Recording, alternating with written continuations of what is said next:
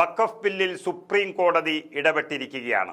പ്രതീക്ഷിച്ച പോലെ തോന്നുംപടി വഖഫ് സ്വത്തിൽ ഇടപെടാൻ അനുവാദമില്ലെന്ന് സുപ്രീം കോടതി പറയുമ്പോൾ അത് ന്യൂനപക്ഷങ്ങൾക്ക് വലിയ ആശ്വാസമാണ്. ഇതിനു പുറമെ വിവാദമായ വഖഫ് ഭേദഗതി നിയമത്തിലെ ചില വ്യവസ്ഥകൾ ഇനി വാദം കേൾക്കുമ്പോൾ സുപ്രീം കോടതി നീക്കാനുള്ള സാധ്യതകളാണ് കാണുന്നത്. ഇത് ന്യൂനപക്ഷങ്ങൾ ആഗ്രഹിക്കുന്ന തീരുമാനമാണ്.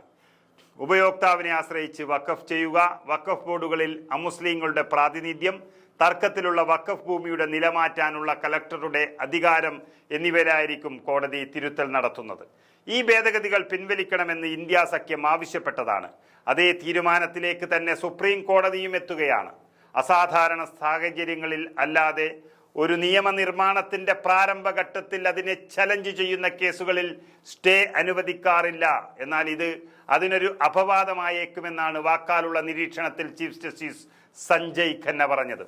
2025 വഖഫ് നിയമം ഉപഭോക്താവിനെ അടിസ്ഥാനമാക്കിയുള്ള വഖഫ് എന്ന വ്യവസ്ഥ ഇല്ലാതാക്കുന്നതാണ്. ഇത്തരമൊരു വ്യവസ്ഥ പ്രകാരം മുമ്പ് മതപരമോ ജീവകാരുണ്യ പ്രവർത്തനങ്ങൾക്കോ വേണ്ടി ദീർഘകാലമായി ഉപയോഗിച്ചിരുന്ന ഭൂമി ഔപചാരിക രജിസ്ട്രേഷൻ ഇല്ലാതെ പോലും വഖഫ് സ്വത്തായി കണക്കാക്കിയിരുന്നു. ഈ വ്യവസ്ഥ ഇല്ലാതാക്കുന്നതോടെ അത്തരം നിരവധി വഖഫ് സ്വത്തുക്കളുടെ അവസ്ഥ എന്താകുമെന്നാണ് പ്രധാന ചോദ്യം വന്നിരിക്കുന്നത്. വഖഫ് ബൈ യൂസർ പ്രകാരമുള്ള സ്വത്തുക്കൾ രജിസ്റ്റർ ചെയ്താൽ അത് അങ്ങനെ തന്നെ തുടരുമെന്ന സർക്കാർ നിലപാടാണ് സോളിസിറ്റർ ജനറൽ തുഷാർ മേത്ത ഉയർത്തിയ ന്യായം.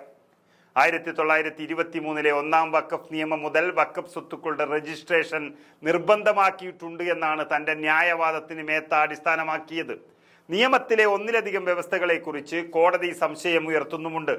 ഔപചാരിക രേഖകൾ ഉള്ളവയ്ക്കു പകരം മതപരമോ ജീവകാരുണ്യ പ്രവർത്തനങ്ങൾക്കോ വേണ്ടിയുള്ള ഉപയോഗത്തിന്റെ അടിസ്ഥാനത്തിൽ വഖഫായി അവകാശപ്പെടുന്ന സ്വത്തുക്കളെ കൈകാര്യം ചെയ്യുന്ന വഖഫ് ഭേദഗതി നിയമത്തിലെ വ്യവസ്ഥകളെ പ്രത്യേകമായി ചോദ്യം ചെയ്തതിന് പുറമെ സെൻട്രൽ വഖഫ് കൗൺസിൽ അമുസ്ലിങ്ങളെ ഉൾപ്പെടുത്താനുള്ള വ്യവസ്ഥയിൽ കേന്ദ്ര സർക്കാരിനോട് വളരെ മർമ്മപ്രധാനമായ ഒരു ചോദ്യവും കോടതി ഉയർത്തിയിട്ടുണ്ട്.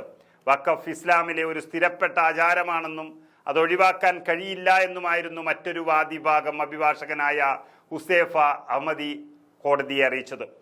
വഖഫ് നിയമം രാജ്യവ്യാപകമായ പ്രത്യാഘാതങ്ങൾ ഉണ്ടാകുമെന്നും ഹർജികൾ ഹൈക്കോടതിയിലേക്ക് റഫർ ചെയ്യരുതു എന്നുമായിരുന്നു വാദിഭാഗത്തിന്റെ ഭാഗമായ മുതിർന്ന അഭിഭാഷകൻ അഭിഷേക് സിംഗ്വി കോടതിയോട് ആവശ്യപ്പെട്ടത്. എന്തായാലും വഖഫ് ഹർജികളിൽ ഇടക്കാല ഉത്തരവ് സുപ്രീം കോടതി പുറപ്പെടുവിക്കുമ്പോൾ അത് രാജ്യത്തെ കോടിക്കണക്കിന് ന്യൂനപക്ഷങ്ങൾക്കും ആശ്വാസമാണ്.